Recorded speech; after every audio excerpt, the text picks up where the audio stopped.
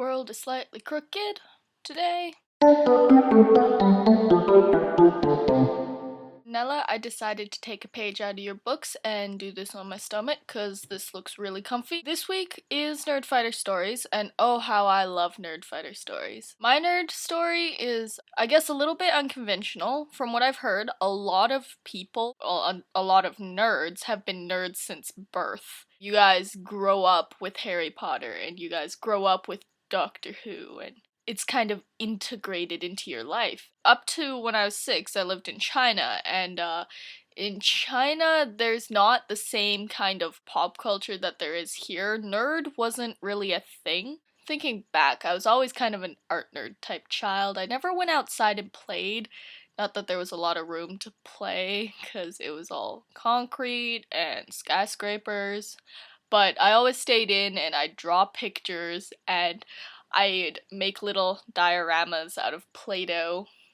And then when I moved over here, there's the culture shock, and like every kid, I just wanted to fit in, and so it took me a really long time before I discovered nerddom. From when I was 7 to when I was about 13, I think, I didn't really accept that I was a nerd. I actually went through this phase where I tried to get a friend to teach me how to be popular. I had to try to get into Nerdfighteria twice. I succeeded the second time. The first time I didn't really get it. It is phenomenal if you think about it. It's really hard to wrap your head around, and yet we do it every day. Nerdfighteria is this community of people who have never met, who are kind to each other, who accept each other, and who understand each other. I found Vlogbrothers in grade 8, which was last year. Yeah, I haven't been a nerd for very long. With most things, I just plunge headfirst into it and I never look back.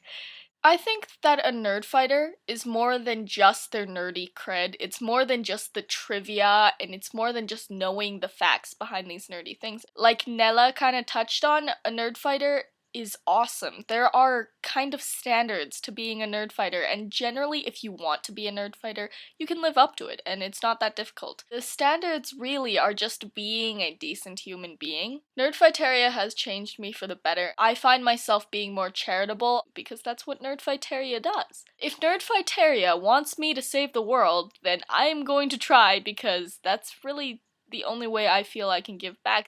It's such a giving community. Nerdfighteria has come into my life and it's made things so much better, and it's changed my perspective. It's given me new ideas and new friends and new interests. Nerdfighteria doesn't really want anything from me.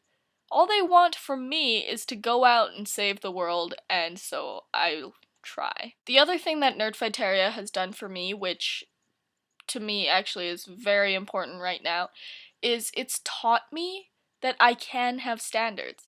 I mean, there's no reason to be rude to people just because they're not as smart as you, but there's no reason for you to hang around with them because they're the only people around. I don't have to keep up to date on all the celebrity gossip just to be able to talk to people. I don't have to lower myself to the people around me because I've got Nerdfighteria online. I can still think complexly and I can have meaningful discussions, and that is a phenomenal gift. Speaking of gifts, happy late birthday, Rosalind!